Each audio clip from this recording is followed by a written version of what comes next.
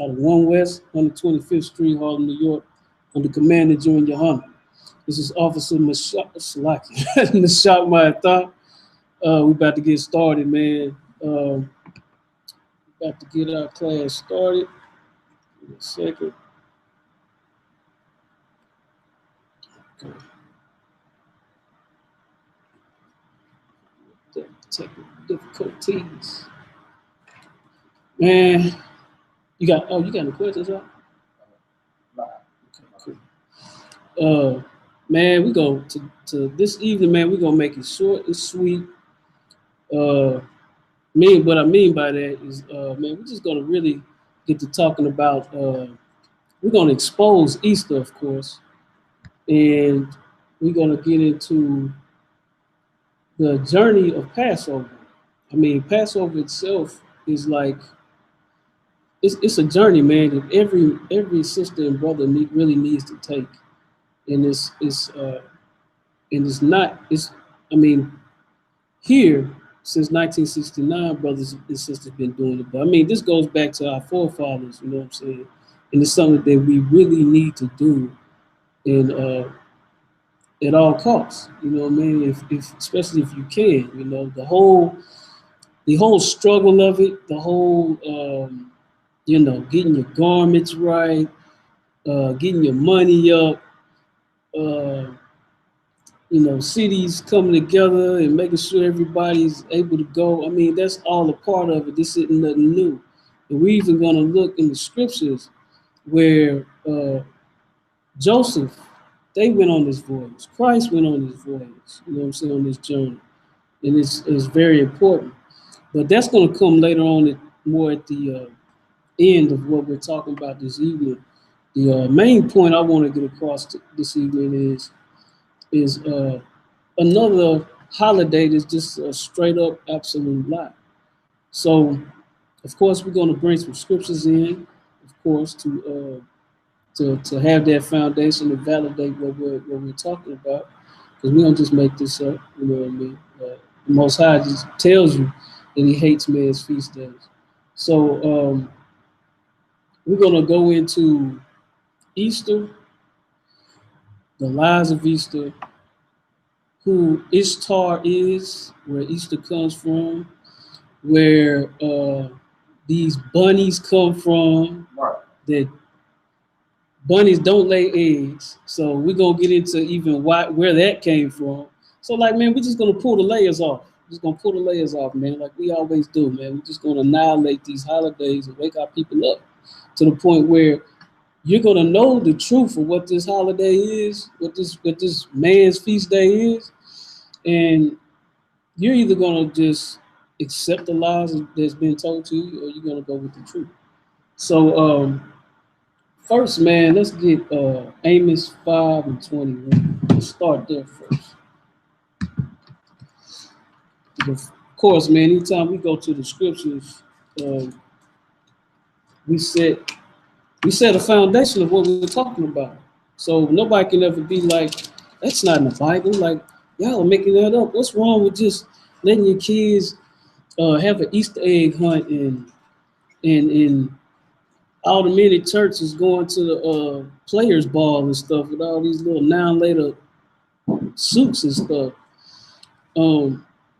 It's a problem, you know what I'm saying? Because when you look at where it came from, it's straight up idolatry. I mean, it's going to go right back to these false gods people used to worship, like Baal, Tammuz is all over this thing. Specifically, especially we kind of short on chairs. Like go to the back in the corner, somewhere. Or the car got one for you. I know what that.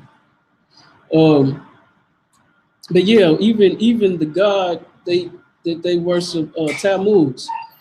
Tammuz is used in as wisdom, and we're gonna find out how Tammuz and Ishtar are not related, but how they go together hand in hand with all these just false gods, false worship. You know what I mean? But yeah, man, we're finna dive in this thing. Hey, y'all, we about to go to Amos 5:21. Let me get this thing straight. So I can bear with me until I get to the thing right. There we go. Get that beautiful banner out back in the back. All right. Oh, no, sir. You got it. You got it.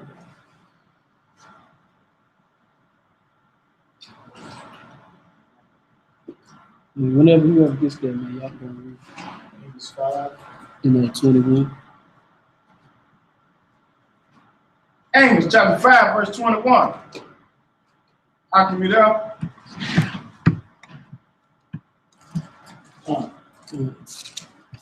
I hate and despise your feast day. He what?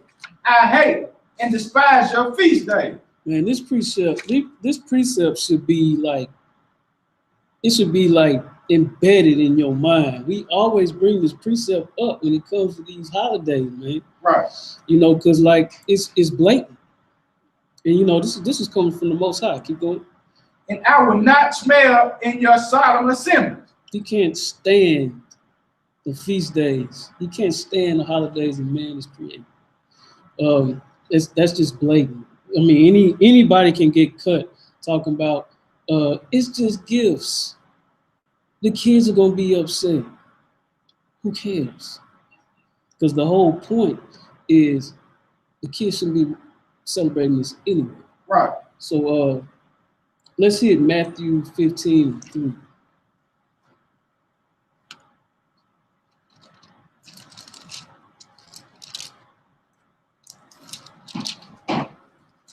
Matthew chapter 15, verse 3. You got it? Come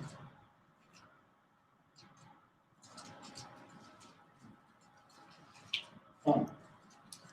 But he answered and said unto them, why do you also transgress the commandment of God by your tradition? Say it one more time, but sure. But he answered and said, Salaki, but he answered and said unto them, why do you also transgress the commandment of God by your tradition? So, Akim, what is the Most High saying right here? No, Salaki, that's Christ talking. Yeah, that's Christ at the end talking. So, what is he saying right here? Salaki, that man is picking tradition over the commandments of God. Come, he's asking why. The same thing we had. Why are you doing this? You know what I'm saying? Because when we basically give you all the information, all the gods, the false gods that you worship, all this junk, we give you the truth. And it's like we're giving it to you right in your face. Why do you keep doing it? Why do you keep going against the commandments? You know what I'm saying? That's what Christ is really asking right here. Let's hit Exodus 34:14. Because these scriptures is all over this Bible, man. I'm just pulling out basic milk anti-holiday precepts. That's all these are. But they're all over the Bible. Exodus chapter 34. Oh, Salaki, did you have one?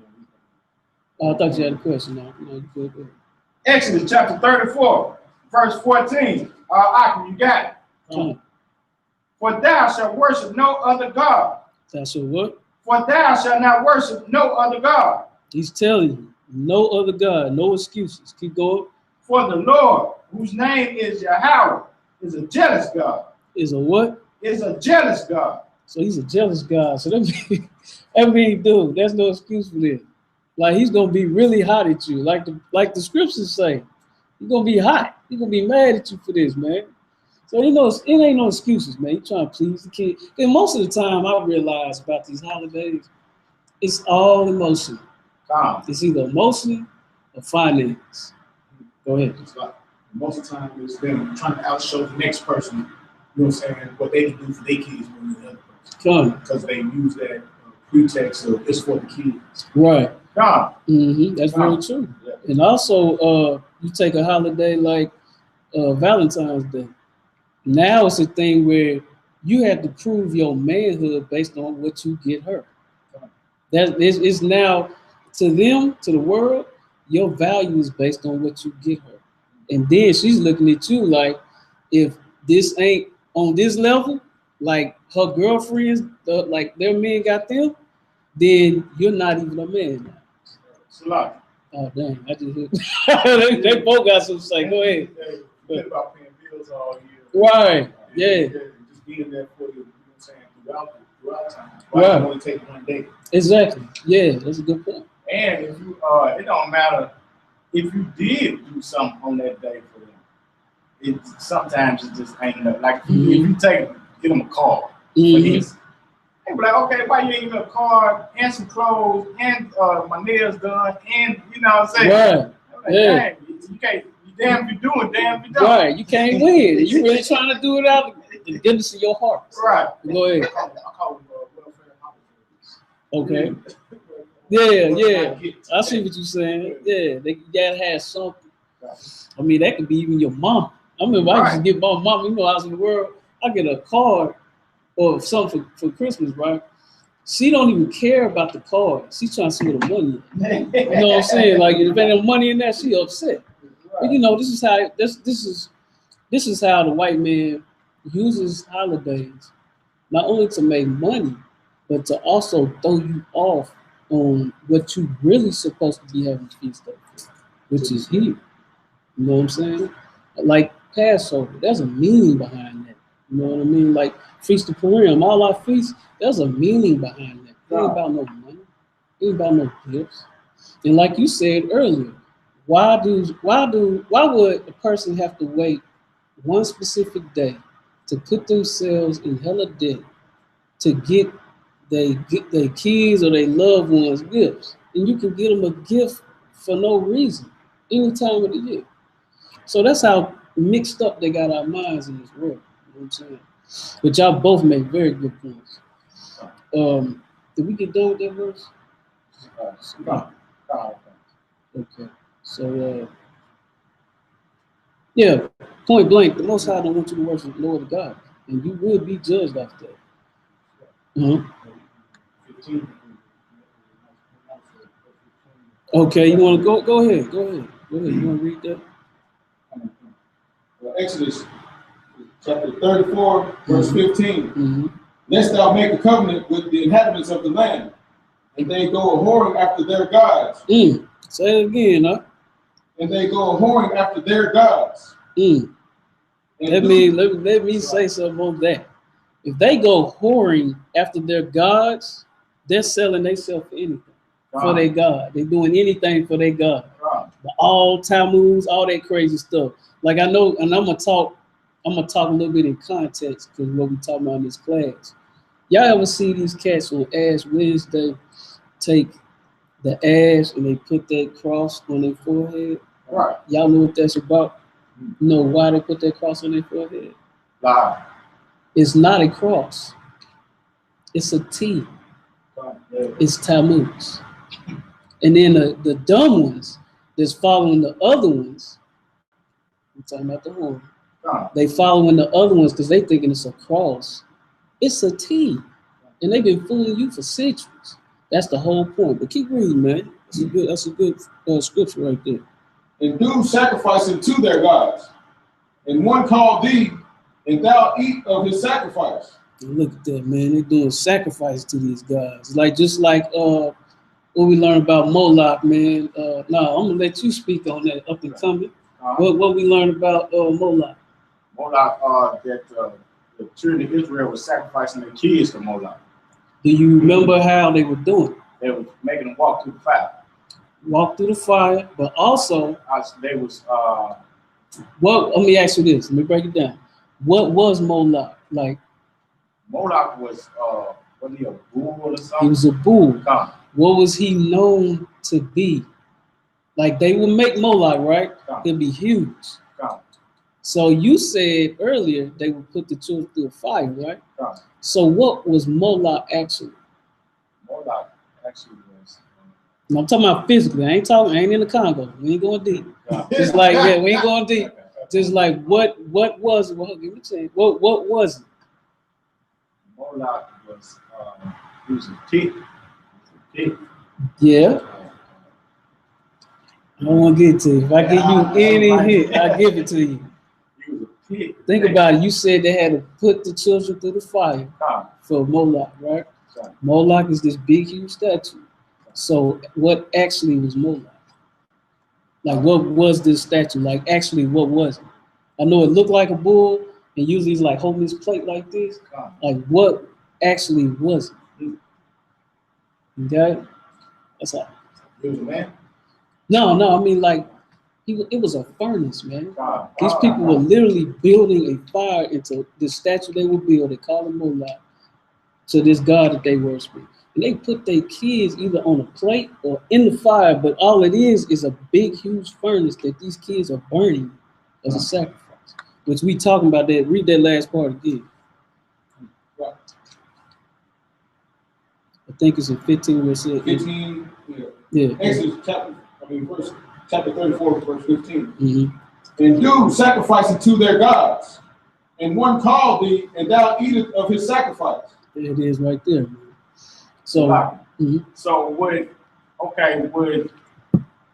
to be on subject, right? Would Easter? That's right, sis. A furnace. That's right. Would Easter be a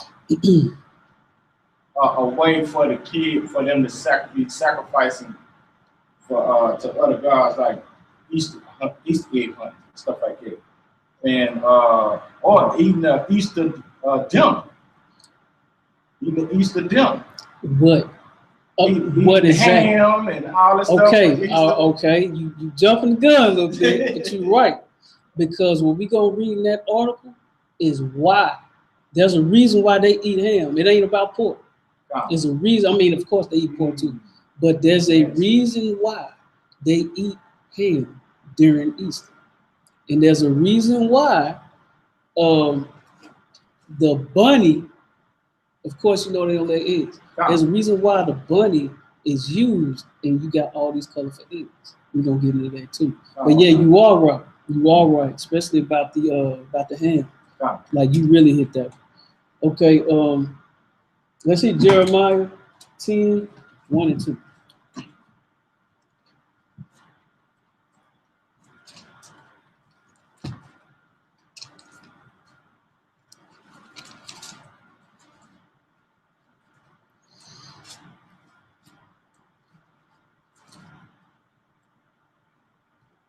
You got it? Yeah. Jeremiah chapter 10, verse 1. Hear ye the word which the Lord speaketh unto you, O house of Israel. Now, what is it saying? Read that one more time. That's important. Hear ye the word which the Lord speaketh unto you, O house of Israel. What is he doing right here? It's like getting everybody's attention. Or by voicing speaking up. Yeah, but what is he okay, he got everybody's attention by speaking, but it's about what he's saying. So what is he saying in the scripture? It's important. Go ahead. Well, it's something he's doing. He's he's speaking his word. So he's giving his commandment. Yeah, but he's instructing. He's giving them, hey, look, this is what you need to do. All right, keep going. Verse 2. Thus saith the Lord, learn not the ways of the heathen. What? Learn not the ways of the heathen. One more time. Learn not the ways of the heathen. Stop celebrating these holidays, man. Bro. That's the way of these heathens. That's what they do. Let them do it. If you an Israelite, man, don't celebrate these holidays, man. You're going to get judged for it. And then when we sit here and dig up and show you what it's based off of, there's no reason. There's no more conversation. There's no but the kids. Stop celebrating. Keep going. And be not dismayed at the signs of heaven, for the heavens are dismayed. For the heathens are dismayed at them. Right. Now that's more talking about people that's like believing in constellation, horoscope type crap. Yeah, that type of stuff. Now we did look at the stars for navigation purposes. You know, Israelites. We used everything we used was for it had some kind of intelligence with it. It wasn't like we were worshiping it. We was using it for a reason. You know what I'm saying? If I ain't mistaken, even Adam communicated with the Most High by looking at the stars. You know what I'm saying? So when that last part, just so y'all have some understanding, that's talking about stuff like horoscopes, stuff like that. So like, we also use the like the moon for the holy days. Well, but this a powerful scripture because he's specifically talking to, and he said, "O house of Israel." Come, you know, that's the very like I remember, man, and I used to go to church, man, and a lot of times when you read the Bible, you skim, like you really don't like really look at these verses. And a verse like that is so important because you understand that it's an instruction from the Lord. Like this is something that's serious. You dig what I'm saying? So like if you have like an instruction from the Lord like that, it's like, okay, I really need to pay attention. It ain't no gray area. It really ain't never no gray area. But when he's giving you specific instructions, man, you need to pay attention. And then he's talking about the traditions of heathens. Go ahead. So like, another thing, probably why if I might, go ahead. Some of the that's probably why, you know, the heathens celebrate these holidays and stuff because they can. You know, because he ain't never tell them not to celebrate these holidays. He told the children of Israel not to celebrate these holidays. And he also told who celebrate these holidays. He said the heathens are celebrating these holidays. Now let me ask you this. Why would he say that to the Israelites? Because the heathen aren't Israelites. Right, but why would he specifically tell you don't celebrate the holidays of the heathens or the traditions of the heathens? Because what? Because we have our own tradition. Right, but what would you do? I would serve other gods. Right, you start clinging on to the heathen. You cleave to the heathen. Go ahead. It's like the same thing we do, the same thing, just like St. Patrick. You're dressing up. Right. Green out. Right. Yeah, don't wear green and all that. Whatever. We should have annihilated that. That kind of slid by me. Is that the only ones I want to grab for? That's the only ones I want to grab for right now. Okay. Let's go. I think we about to go into this article. Now we just set a foundation for there's no way. Man, do I need to have? I probably need one of y'all.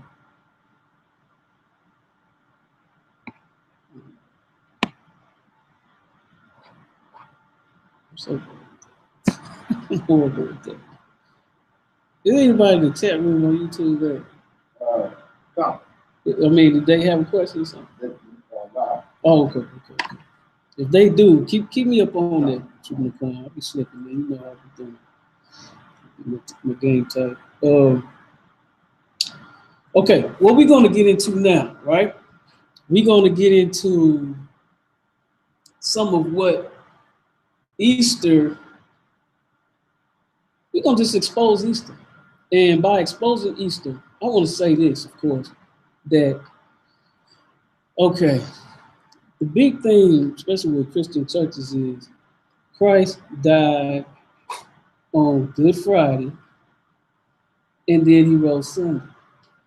Now, if he rose in 3 days, my 10-year-old boy can figure this out. Something ain't right. You know what I'm saying? You shouldn't be celebrating you shouldn't be celebrating Easter on Sunday. So the thing is, why ain't nobody saying nothing? Why ain't nobody standing up in these mega churches, in these I don't know what you call Catholicism, what do you call them? Cathedrals? Okay. In cathedrals, anything else. Like, why ain't nobody saying nothing? Like, why everybody just rolling with the play? It's just like what we read about, man. Everybody's just whoring to these gods. You know what I'm saying? So we're going to expose this here, and for people that catch these videos, you ain't got no excuse, man. So you can try to battle us on this. You're going to lose. We just pulled out scriptures. You're going to lose. Now, we finna pull out articles specifically talking about people admitting what it is. And then we're gonna dig up the true meaning of what all this little bitty stuff inside of it is. So, saying all that, I want to say this before you get to reading that, man. You're gonna read the first paragraph out. You know it's not the images covering the right. Okay. First of all, Easter it got started off of celebrating fertility. It's a fertility god that people are celebrating. They're celebrating this chick called Ishtar, right? And she was a goddess that was worshipped in Babylon. Her image is known to be a goddess with all these breasts. Like when you got these statues, and we're gonna dig that up too. We're gonna find that too. We're gonna discover that she has like about 20 or 30 breasts, man. I know to some people that's a dream, but this is like representing fertility, all right? Just give me a little rundown real quick. Also, she was known as Diana to the Greeks, and just like we learned in any other class that we have, we learned that if you look at Christmas, if you look at Thanksgiving, any of these holidays, these gods, they morph. They start changing. You remember that? They start changing. They go from like Baal to Tammuz to even starting with Moloch. So they just start changing. You know what I mean? So now, and even to Caesar Borgia, you know what I'm saying? They worship him. We know that's a sick old man. You know, we discover how sick his family was and how sick he is, but people actually worship that dude. So these guys, they move. So why I say that is because it goes from Ishtar to, in the Greek, she's known as Diana. Then Lent starts coming into play. And then Lent is for 40 days. Can anybody tell me why? I'm just really guessing, but I would say that because the house shot fasted to the 4th day. Man, you've been watching Muhammad class. don't try to tell me you've been guessing, man. You've been watching Muhammad class, man. Get that man in here. Get that man in here. Damn it, shoot. Hey, you exactly right, Doc. You exactly right. The 40 days of Lent comes from Yahushua fasting for 40 days. See how they snatched that? We're going to put this in here. They plug it in plain. You know what I'm saying? So, of course, here's another thing. Tammuz was Nimrod. Now, I know y'all learned, we learned that Nimrod was a real dude. You know what I'm saying? He was a Hamite. He dies. His mama don't want him to die. So then, what does she do? I'm gonna stop talking so much. She didn't want him to die, so she had sex with him. Well, she had sex with him before, but she didn't want him to die. So what did she do though? When he did die, she said what? She told the people that he was in these trees. Yeah. We can find that in Jeremiah, right? Jeremiah 10, matter of fact. Now, what did she say to the people? Salah. Mm-hmm. If he was in the trees, and that if they don't put presents up under the trees, then he was gonna kill them. The tree gonna come to life and get you. Come. Go ahead. Who is that? Yeah, but that's my perfect example of, you see how she almost tried to make him like he was Christ. Right. Died, came back. Now he's in the trees. So if you don't put no gift under there, Nimrod gonna come get you. Right. So then over time, Nimrod transforms into Tammuz. Tammuz comes into play. Well, let me make sure I'm right on that. Salaki. Okay, my bad. Tammuz, he was not Nimrod, he was Nimrod's son or grandson. But these are still, we dealing with fictional, they making up stories, all right? So then Nimrod, he's turned to this God, Tammuz comes, and then there's a story behind Tammuz that goes with what you were saying about the ham. But I thought Tammuz was almost like the story of Boris when that she had sex with Nimrod and had time. No, I don't know about it. All that Horus and sex. I thought they had something tied together. I'm not sure, but I know whatever the woman is, Osiris, Isis, something like that. Took his rod and whatever. You know what I'm saying? That's a whole other thing. Well, it's similar in the fact that Nimrod had sex with his mother. From my understanding. Right, had Tammuz. Now I have to get. I need to be sure if they truly had a child. I want to check that. But what I'm focusing in on is how they made the story up in God form. You know, they made them gods. So Nimrod, he's this god or whatever. So then Tammuz is supposed to be the son of the grandson. So then Tammuz has a story to him that's linked to this Ham thing, and the reason why they worship him on Ash Wednesday. So all that stuff is connected, but I'm not really looking at the real life side of it. I'm looking at like how they making these stories. All right. So in saying that, we're gonna get into the article. Read that first paragraph, and then you can stop right there. Sorry, I got it. Okay, go ahead. I didn't know that Ishtar was Diana in Greek. I didn't know that. Yeah. That's who Paul was dealing with when he was in what was he? He was somewhere. I can't remember what city he was in. Mm-hmm. I want to say Thessalonica, but he was dealing with Diana, because they was like, hail Diana. He almost started a riot up there because he was like, hail Diana, and Paul was up there, doing what we do. Right. Damn, they worship Diana. Yeah, Diana ain't nobody. You know what I'm saying? Trying to find out it's the same thing here. That's I'm gonna read that myself. Is that also the Queen of Heaven? Yes, Queen of Heaven. Bake the cakes and, yes. Yeah, that's the Queen of Heaven that they worship. When we pull up these images, there's one of those images that we pull up actually says that under it. It says Queen of Heaven. So that's also who she was known as. But yeah, let's go ahead and dive into the article. Who was Ishtar? And is there any connection between Ishtar and Easter? Ishtar was an ancient Mesopotamian goddess of war, fertility, and sex. She is featured in the epic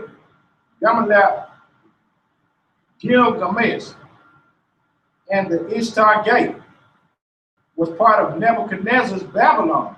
There you go. So that's proof that she was worshipped during Nebuchadnezzar's Babylon. Go ahead. Her worship involved animal sacrifices, objects made of sacred stone, lapis lazuli, and temple prostitution. And that's one thing you're going to hear a lot of with this particular God. You're going to hear a lot of sex, prostitution. That's going to keep coming up. Sex, prostitution, and fertility. Salam. Okay, what does he mean by temple prostitution? Basically, they are pimping out the temple. Like same thing is, except it's different because it's pedophilia, but same thing that goes on in Catholics. They basically just be running through little boys, and it's almost like a tradition. You know what I'm saying? That's what they do. Just like Valentine's Day, they would take I think they would cut the flesh of animals, whip these women that's going in the city, and the women would want to be whipped because once you whip them, then that's your little trick or whatever. You know what I'm saying? You can do what you want. So like it's always in there somewhere, some kind of prostitution, and somebody's behind that making money. They know what I'm saying? What's up, Bob? Sort of like brothels? Yeah, same thing. But they use Ishtar as a reason. It's Easter. You know what you gotta do? Come on in. It's anything you want. So go ahead. Some people claim there exists a connection between Ishtar and Easter. A popular meme has been circulating the internet, making it very plain. Superimposed over an image of Ishtar are these words. This is Ishtar, pronounced Easter. Easter was originally the celebration of Ishtar, the Assyrian and Babylonian goddess of fertility and sex. There it is again, fertility and sex. Is that it for the paragraph? Okay, go ahead. Her symbols, like the egg and the bunny. Say that again. Her symbols, like the egg and the bunny. Here we go, the egg and the bunny. They have nothing to do with each other, but we're about to find out why they use it. Go ahead. Were and still are fertility and sex symbols. Now, you know when the rabbits have sex, they go ham. Like they go at it, and they have a lot of babies. Fertility. Go ahead. Or did you actually think eggs and bunnies had anything to do with the resurrection? After Constantine decided to Christianize the empire. Say that again. After Constantine decided to Christianize the empire. Constantine decides to Christianize the empire.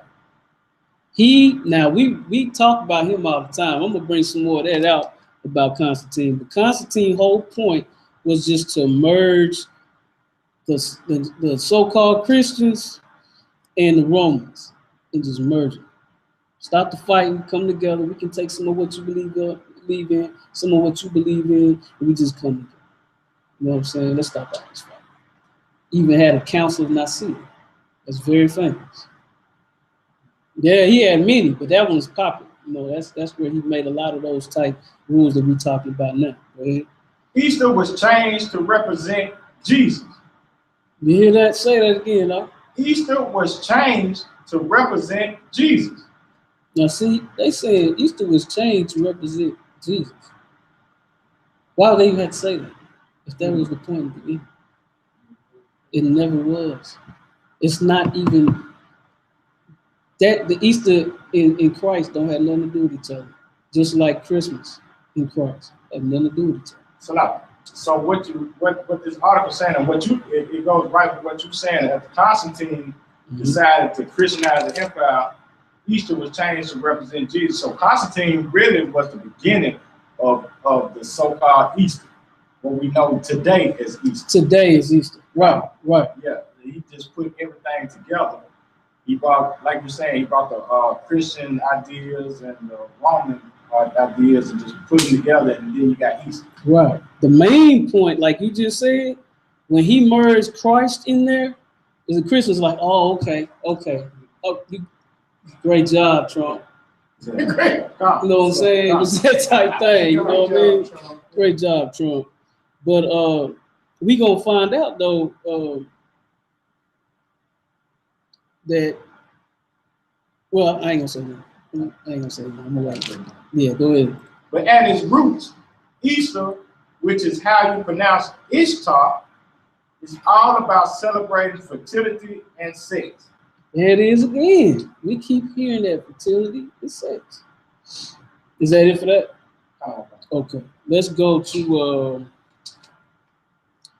that third paragraph, man. It should start with an old high German. And what we just discovered was basically like we looking at the origin of Easter. The name Easter, the holiday Easter, we're looking at the origin of it. We just broke down about Ishtar. How she was in the Babylonian, she was worshiping the Babylonian empire with Nebuchadnezzar, I think. And how through time she was being worshipped. And then when it gets to Constantine, he puts Christ in. So now you still have the same thing it was the same thing that Dante did with hell. Once Constantine merged this Christ thing, people believe in it to this day. And it don't make no sense. But what we start this whole class on, if Christ supposedly died on Friday, why you worshiping on Sunday if you died 3 days? That makes sense. There are several theories concerning the origin of the word Easter. Now, is that the third paragraph? It's the third paragraph in the Gold Day in Old High German.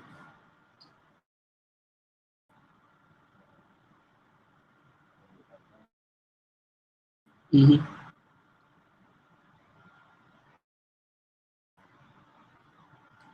It should talk about the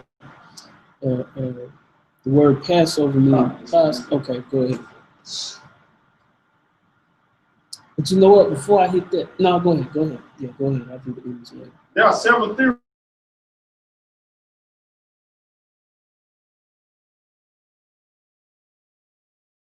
concerning I.S.U.P.K, an 8th century Germanic goddess, is assumed was celebrated around the time of the Passover every year. Now, we're starting to hear about Passover. And if you know anything about the Israelite culture, our first of the year starts in spring. Right. That's why we Passover. Right? But even this theory has major problems, since there is no real evidence that anyone ever worshipped a goddess named I.S.U.P.K. We have no shrines dedicated to I.S.U.P.K. Now you at the end of that? It should start with in Old High German.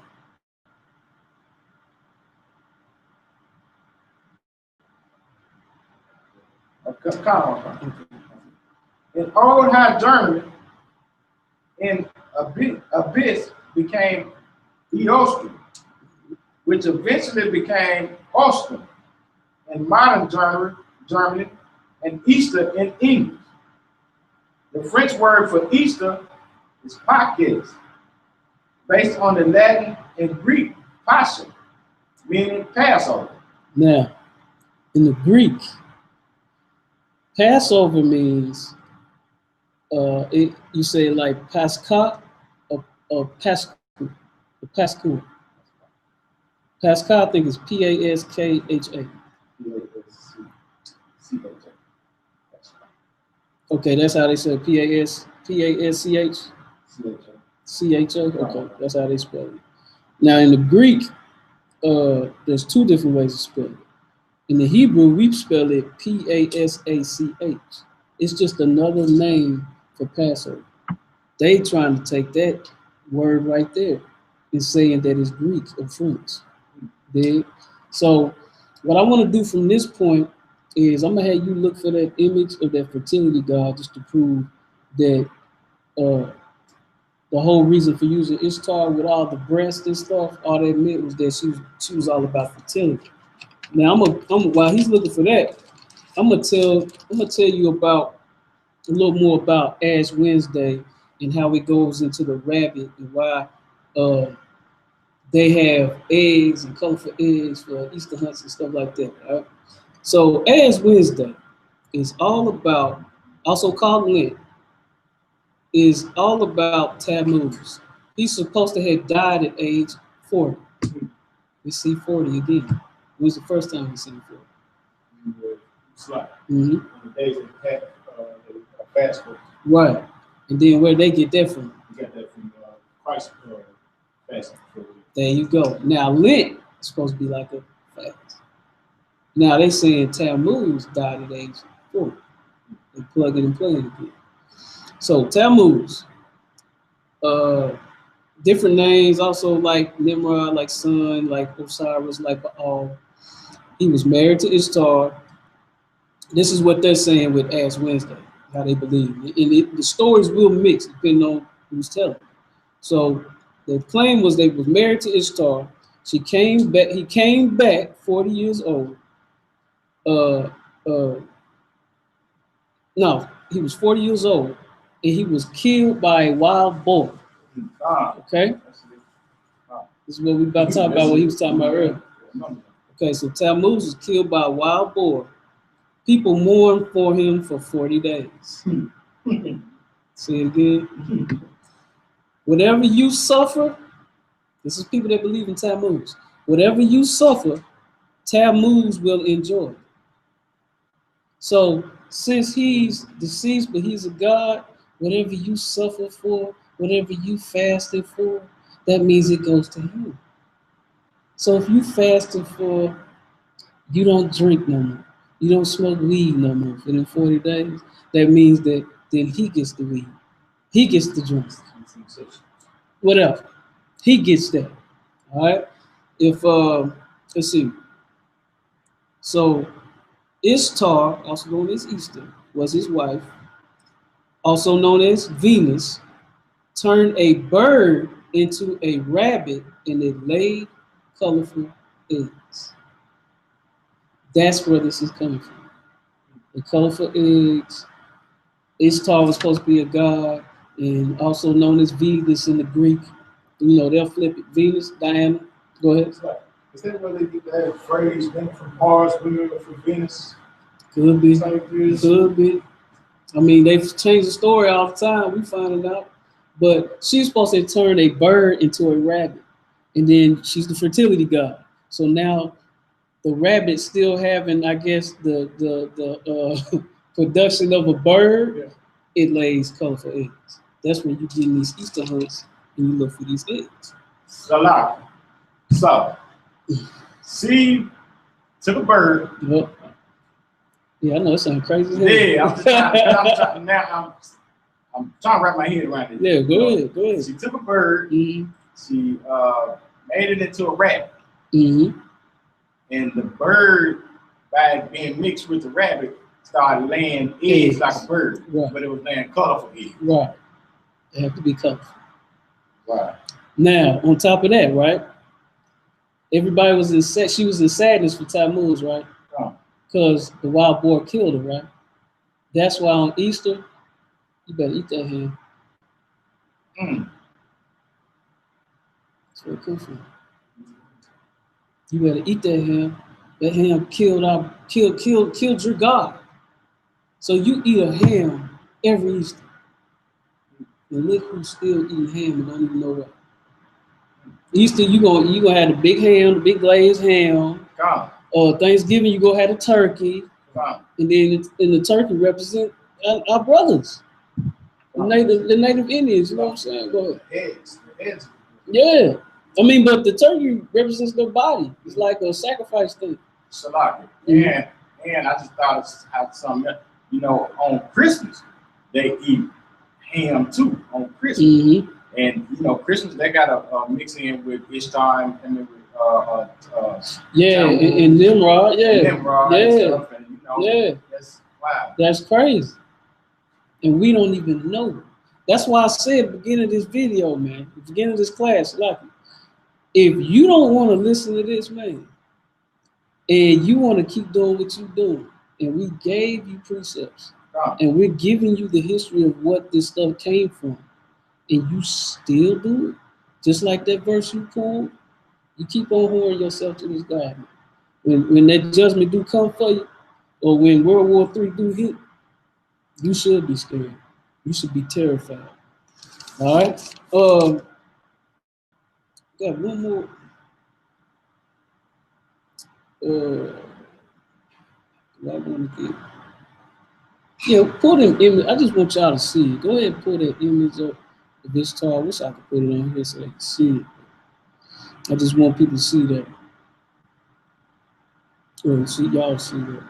And after we get this covered up with Ishtar, we're gonna go into Passover. And I just found that the Diana that we was talking about, mm-hmm. She's in Ephesus. She's in what? She was in Ephesus. That's where he was battling. Where Paul was battling. The city? Yeah. Paul was battling the worshippers of Diana in Ephesus. They almost killed Paul up in Ephesus. Look, that's how hard they was going with Diana, man. Diana. That's crazy. Diana. I just didn't know that Diana that was in there was the same one, right? It was the same God. Right. That's crazy.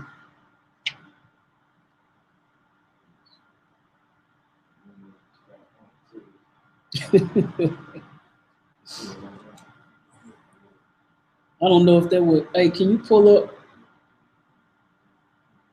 You pull that up. You got to pull it up. I wonder if I can show this. Look. Yeah, big, make it big. See if I can see that, John. See all them breasts? She's the fertility god. That's just talk right there, man. That's what they worshiping. See that? That's what they worshiping. So that's proof. If you want to keep worshiping Easter, all right. I just told you. But I want to go here. I think we got covered. Easter pretty much clear that thing up. Let's see. You know what? We'll go into Passover. Young man, let me get Acts 12, 1 through 4. Fine.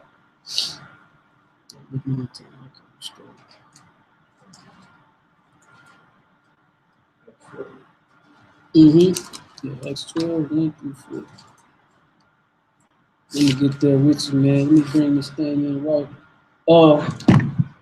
Now that was the deal with Easter, man. I mean, it's pretty much cut and dry. We talked about how the Bible speaks against man's feast days. Plain and simple. We talked about how Ishtar is basically this goddess that people worship based on sex, prostitution, and fertility. And we even went to the point where we exposed where these colorful eggs is coming from that these children are going to Easter egg hunts for, man. I mean, these things people have made up are screwing people up, and they're making it look like it's so innocent, and it really isn't. Because the Most High is very jealous, especially of this. We just pulled the precept. He don't want you worshiping no other God. For what? Right. It don't even exist. You know what I'm saying? So we exposed all that. We showed you the rabbit. Man, we showed you everything about Easter. I mean, there shouldn't be no. It's so cut and dry. Shouldn't be no other argument about it. I don't see how you can push forward. You can't even say Christ was with you, because then we found out that Constantine merged Christ in there. So it would please the Christians at that time, or the so-called Christians. I say so-called because when he did that, they should have knew something was up. Right. You know what I'm saying? So now what we're going to do is we're going to go into Passover. Passover is an important time, man. It's this, like I said, I think I said it earlier, but it's important because, man, this is our ancestors. This is our, I won't say ancestors, this is our forefathers. I can say ancestors. Man, that sounds comedic coming out of my mouth. You know what I'm saying? We say ancestors, man. That's what they always say. But, man, this goes back to our people, man.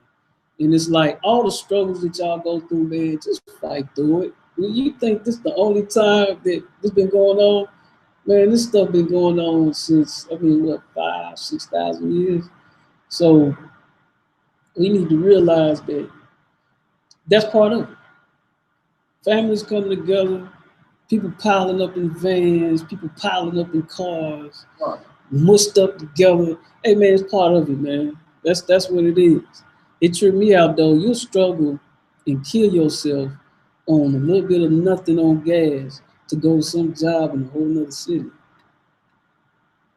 But you won't do this one time from the Lord's instruction. Didn't we read the scripture earlier about Lord's instructions? Right. It's not to be taken lightly.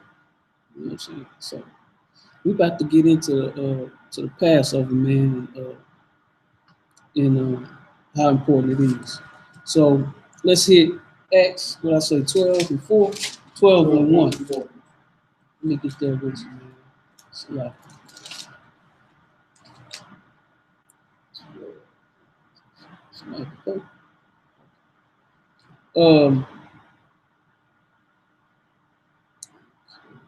Okay, go. Acts chapter 12. Oh, Salaki, you dare get up? Yeah, really? Follow me. 12 verse 1.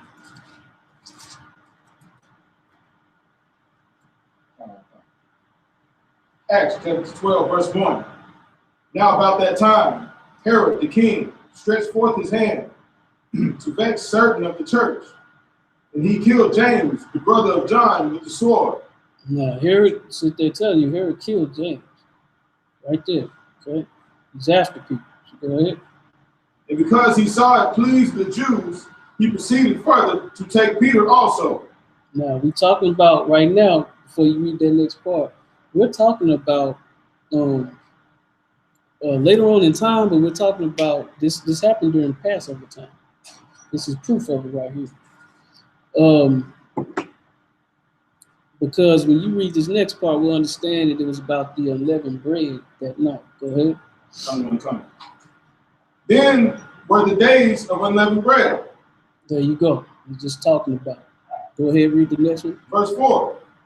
And when he had apprehended him, he put him in prison and delivered him to 4 quaternions. Everything up to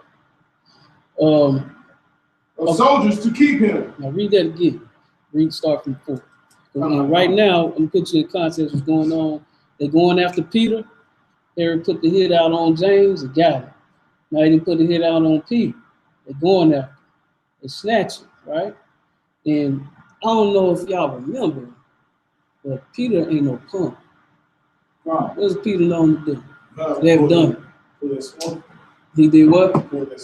He did what? He cut the man's hair off. So what's that mean? Oh, he read. Yeah, but what? He was trained to go. Yeah, well, for a man to cut just your ear off. Oh, he was precise. You did. It's like I'm standing in front of the Quam, right? Quam's like right here. And then this dude talking crazy. I'm like, well, you gotta understand. You just see, shit. Dude, ear just come off. That means that I could have just took your head off. But I really just want you to back off my eye. You know what I'm saying? So it lets you know that man was skilled with the sword. You dig what I'm saying? Remember that. It's key. But I just say that to let you know that Peter is no punk. Right? So look when you start reading from verse 4, I want y'all to pay attention to what these words are saying. Go ahead. Verse 4. When he had apprehended him, he put him in prison and delivered him unto 4 quaternions, those soldiers to keep him, intending after Easter to bring him forth to the people. Go ahead, say it again. To keep him, intending him after Easter to bring him forth to the people. Now, really, that's talking about Passover. Right. Salam. Go ahead. So is this a mistranslation in the scripture? Yeah, there you go. Dude, he be on this. He be on it. Is that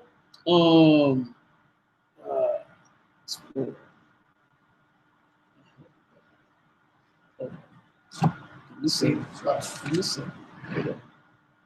What you think you know? I was just going to bring up a point.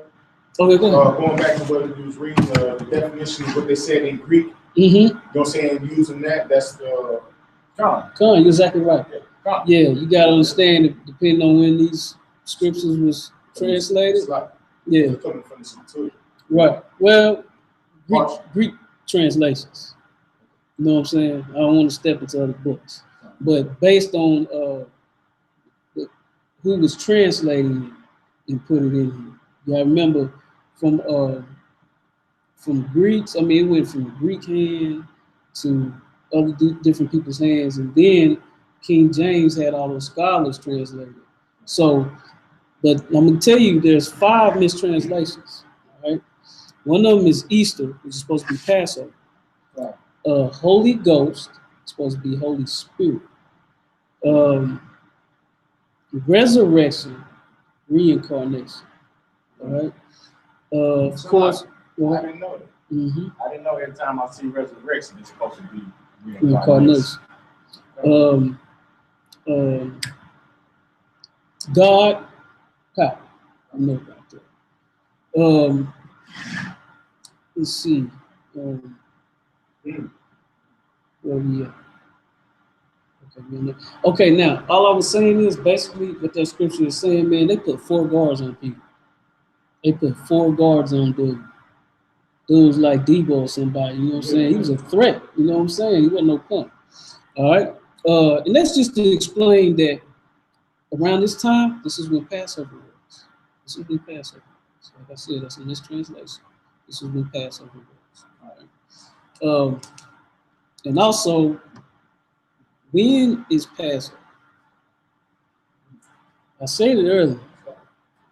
14th day of it. No.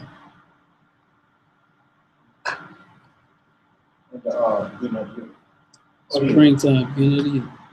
Yes, you say that. All right.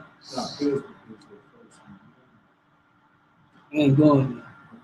Passover, springtime, first day of the year. All right. You gotta know that. That's the truth. All right. Let's see it, Isaiah 45:6. And what we just seen was just an encounter of and that's heavy just because you see the Herod put a hit out on James. Yeah. And he had and he got Peter. But yeah, but that's just to show you that during that time when he talked about unleavened bread, it was a time of Passover. Okay. Let me get that with you.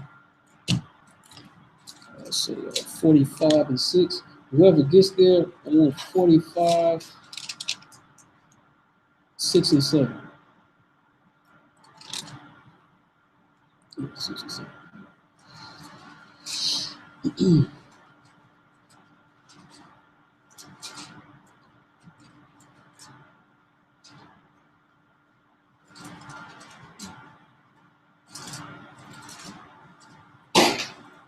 You got it? Okay.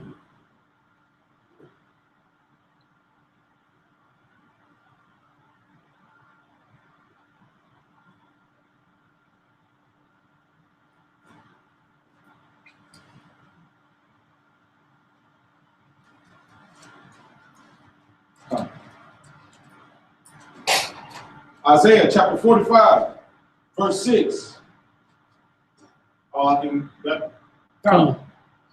That they may know from the rising of the sun and from the west that there is none besides me. That there's what? There is none besides me. What do you mean by that? Read that next part. Read that next part.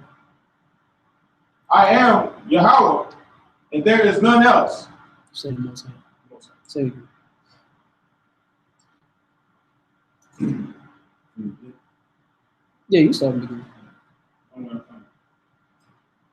Verse 6, that they may know from the rising of the sun and from the west that there is none besides me. I am the Most High, and there is none else. What's he telling us here? Right. Well, first of all, who's speaking? What's he telling us? That there's no other God besides him. That's right. So what's that telling us also as a nation? Stay in context. That SHALAM, that all other gods are false gods. There's no fake. Especially the gods of the heathen. Which is class. I.S.U.P.K. Easter. There you go. Especially Easter. Yeah, all that. I.S.U.P.K, taboos. Let's go to Ecclesiasticus 34:9. I got y'all copies if you don't know this one. I got y'all.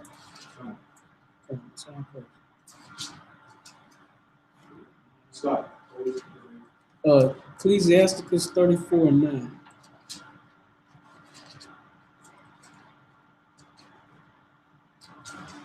Now, what we're really gonna get into is now we're gonna really get into Passover, and that it's in the Bible.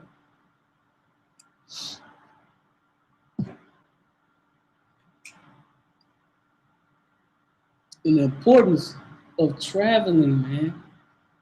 The distance that you take to go get it, the hardships that you take to get there. This is part of it. You get knowledge from it. You get a sense of power from it. Just going to this Passover and being with your brothers and sisters. You get empowered from it. You know what I mean? Wow. But when you get there, read. I'm gonna shut up and let the scripture speak for itself. Ecclesiastes chapter 34, verse 9. A man that has traveled no slide. Take your time. A man that has traveled know many things. Say that again. No. A man that traveled knows many things. Now, what's that tell? Right. Go ahead. That's experience. Right. Yeah. Experience. If we gain a lot of experience, you gain a lot of knowledge, wisdom. Yeah, same thing. Go ahead. He that has much experience will declare wisdom. He that has no experience knows little. But he that hath traveled is full of prudence. There you go. You start right. Stop there. Okay, go ahead. Keep reading. Verse 11. When I traveled, I saw many things, and I understood more than I express. Stop right there. Than I can express. Okay. That's just explaining, man. Travel, man. Travel in this thing here. It's important. You experience so much, man, that the knowledge that you get, the experience that you get, is just can be even sitting down with a brother from a whole other side of the world and just talking.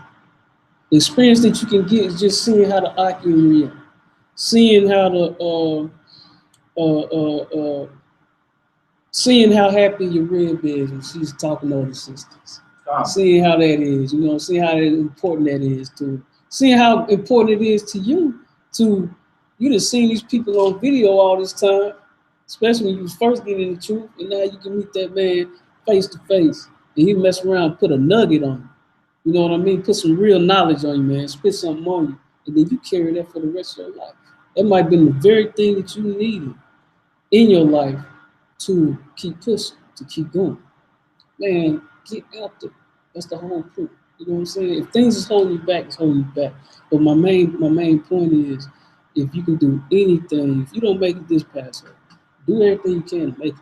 If you don't make it this one, make sure you make it on the next one. I guarantee you won't regret it. You know what I'm saying?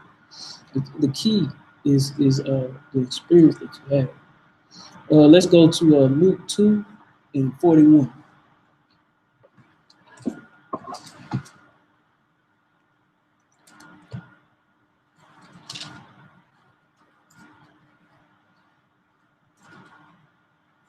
Now we're going to get into a little bit about Christ. I trip off on this because I can, man, if you have children, you can understand how they can just dip from it. They'll just bounce, and you like, man, where they at? Christ was so hardcore though, he bounced, and we about to find out where he bounced to.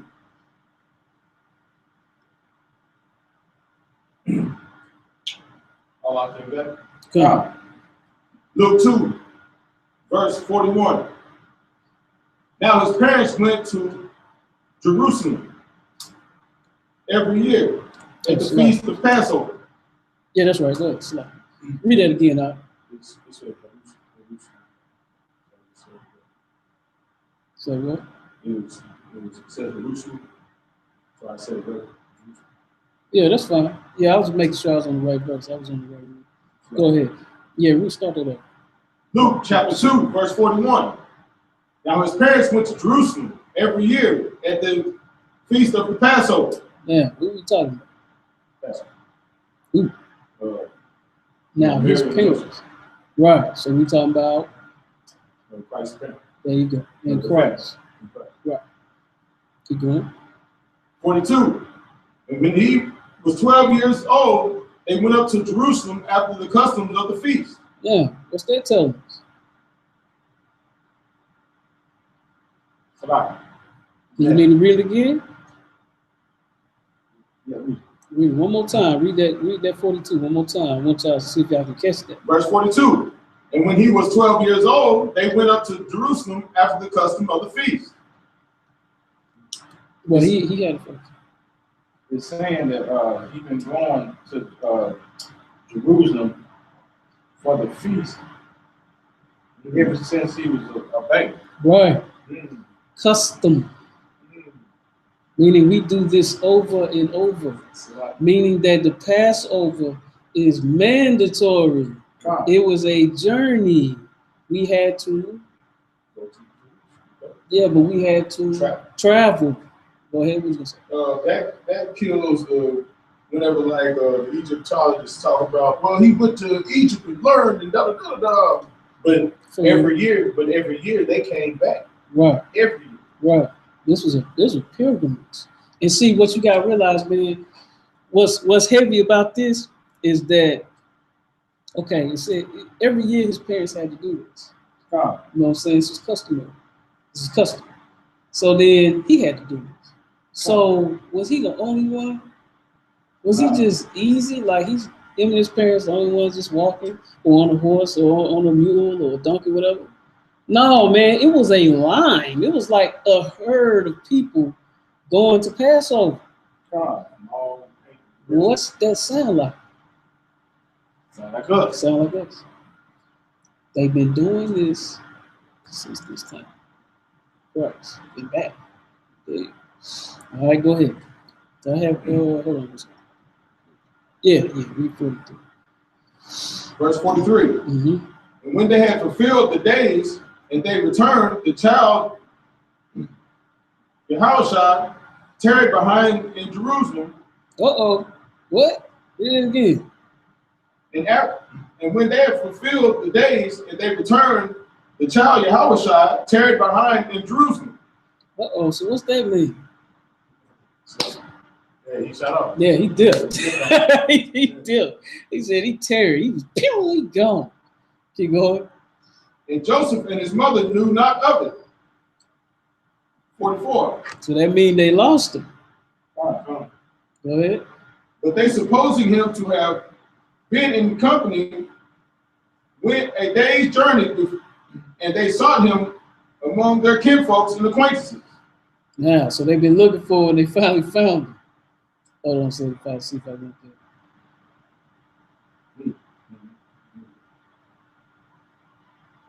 Yeah, keep going. 45. Mm-hmm. And when they found him not, they turned back again to Jerusalem seeking him. And it came to now pass. I want you to realize that they looking for him for a minute. You know what I'm saying? It said had been in company with a day's journey. So they looking for him for a day. So this dude's gone. And he's been going where he's at for a long time, boy. You figure they've been going two separate ways as a day, you know what I'm saying? Right. Pretty much more than a day's journey. Right, because they got a backtrack. So go ahead. 46. And it came to pass, after 3 days, they found him in the temple, sitting in the midst of the doctors, both hearing them and asking them questions. So what's that mean? Go ahead. He was speaking to the learned men of the law, of the scriptures. Right, but where would he be doing that? In the temple. In the temple. He in the temple, man. He learning the scriptures. YAHANNA went to the temple. He's like, forget this, man. I'm about my father's business.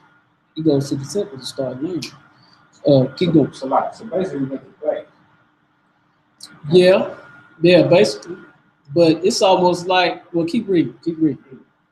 47.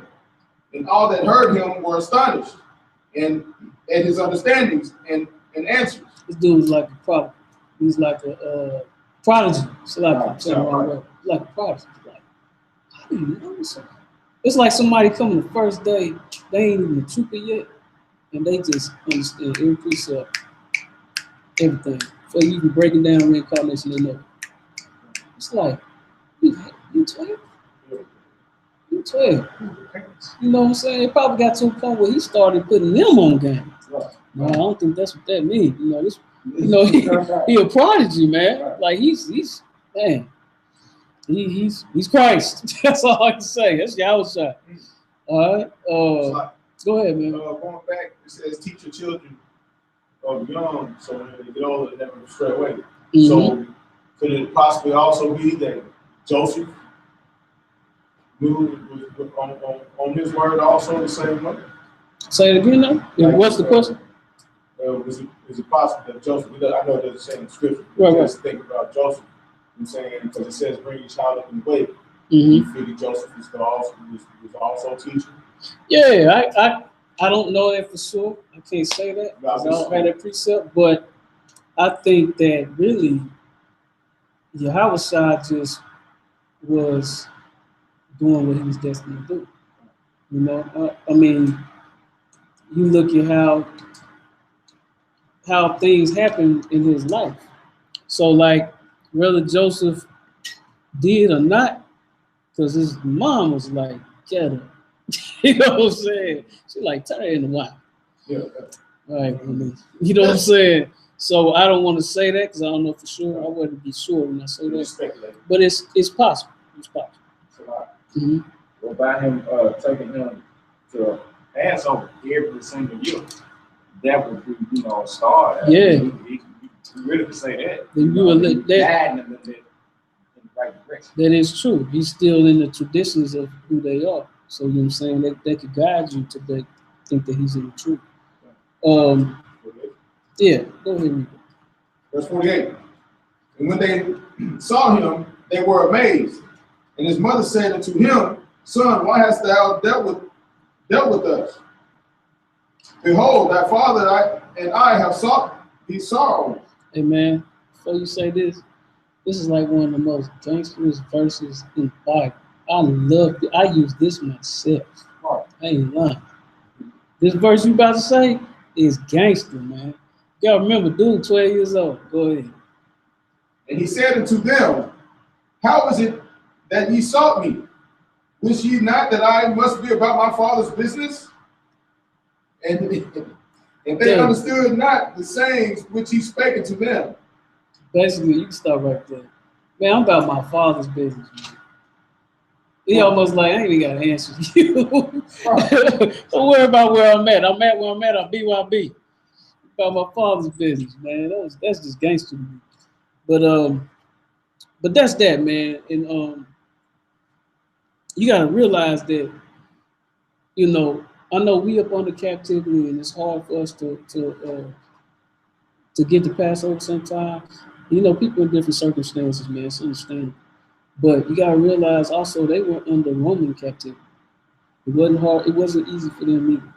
So I'm just trying to get people to understand that it's always gonna be a struggle, but all the way back to the days back of Christ and further, they've been doing this. You know what I'm saying? So if you can get there, get there. If you can get this here, make sure you go this. All right? Making sure that's one of your main goals. Man. You gotta get the Passover. All right, man. We're gonna hit Wisdom of Solomon, and that'll probably be it. This will be powerful.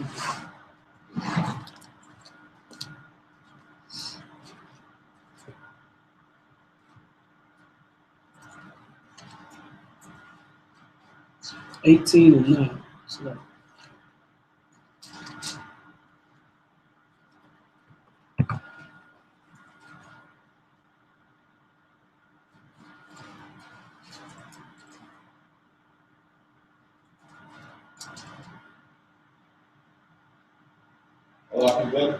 Fine. Wisdom of Solomon, chapter 18, verse 9. For the righteous children of good men did sacrifice secretly. Yeah, that's key right there.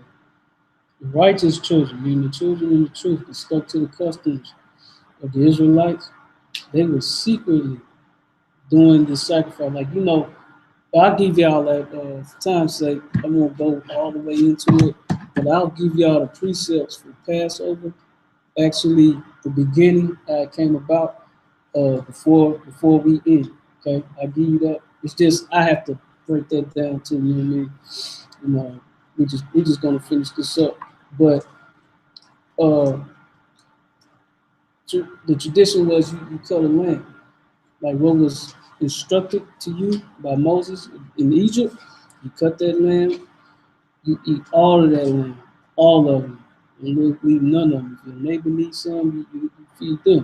But you take their blood and put it over the door. You know what I'm saying? Definitely is a pass by. So they still keeping this tradition in this verse that we're reading, but they're doing it in secret. And with one consent made a holy law, that the saints should be alike partakers of the same good and evil.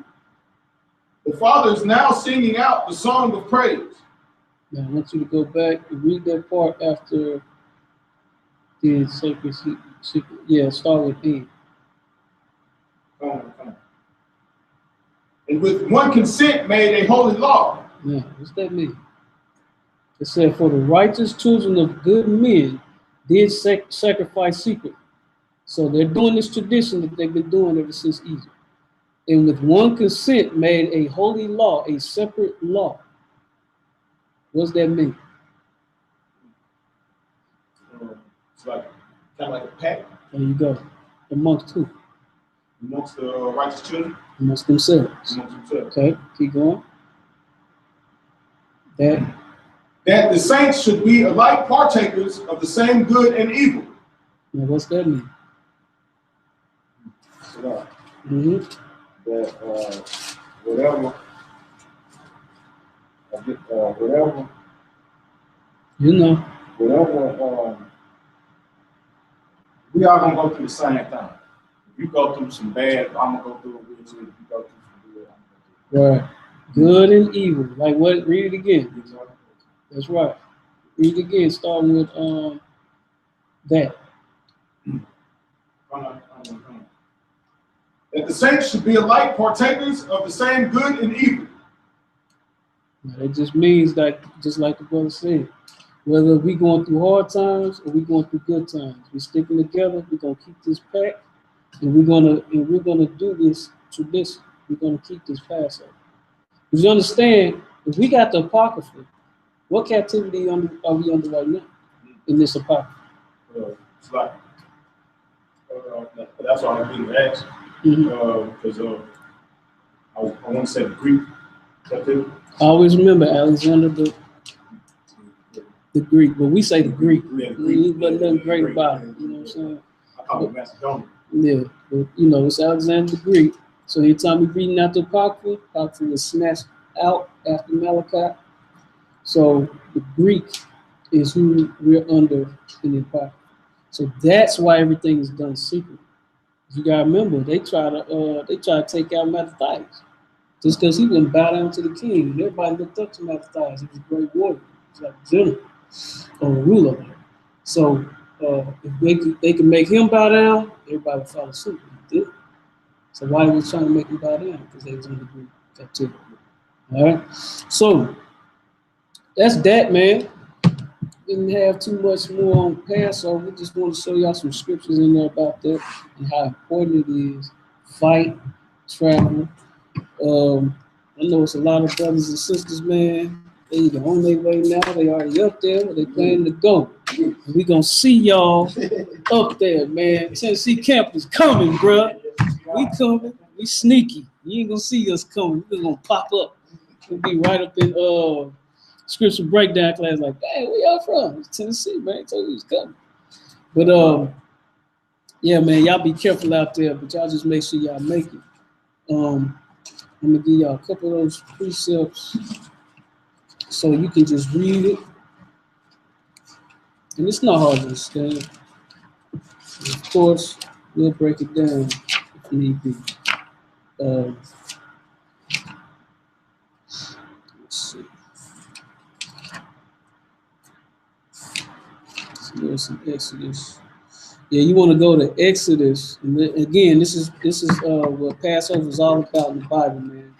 When the Most High instructed Moses what to do, and the Israelites had to follow suit because we was on our way out of there.